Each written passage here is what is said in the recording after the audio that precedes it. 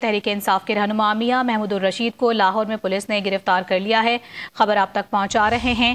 تحریک انصاف کے رہنما میاں محمود الرشید کو لاہور میں گرفتار کر لیا گیا ہے پولیس نے، اور محمود الرشید کو پولیس کی جانب سے گرفتاری ان کی عمل میں لائی گئی ہے۔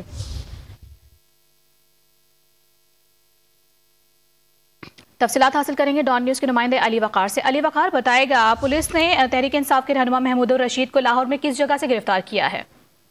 جی بالکل، میاں محمود الرشید کے سیکٹری ہیں، ان سے ہماری بات ہوئی ہے۔ انہوں نے اس بات کی تصدیق کی ہے کہ میاں محمود الرشید کو جو 9 مئی کے واقعات ہے اس میں جو درج مقدمات میں ایک مقدمے میں نامزد بھی کیا گیا تھا، وہ اس کی ضمانت کے حصول کے لیے عدالت جا رہے تھے۔ یہ ڈیفینس کے علاقے میں، وہاں پر یہ کسی اپنے عزیز کے گھر میں مقیم تھے، لیکن جب وہ لاہور ہائی کورٹ کے قریب پہنچے ہیں تو پولیس پہلے سے ہی وہاں پر موجود تھی۔ انہوں نے میاں محمود الرشید کو اس مقدمے میں باقاعدہ طور پر اب گرفتار کر لیا گیا ہے۔ اس کے علاوہ پاکستان تحریک انصاف پنجاب کے جنرل سیکرٹری ہیں حماد اظہر، ان کے جو ذاتی سیکرٹری ہیں فیصل مہر، اس کے متعلق بھی پاکستان تحریک انصاف یہ دعویٰ کر رہی ہے کہ آج صبح 4:30 پر سبزہ زار میں ان کی رہائش گاہ پر پولیس کی بھاری نفری نے چھاپا مارا اور ان کے گھر میں توڑ پھوڑ کی، جس کے بعد وہ فیصل مہر کو بھی گرفتار کر نامعلوم مقام پر منتقل کر دیا گیا ہے۔ تاہم پولیس کا یہ کہنا ہے کہ آج شہر میں جو پورے پنجاب میں دفعہ 144 نافذ کی گئی ہے، جس پر پاکستان تحریک انصاف نے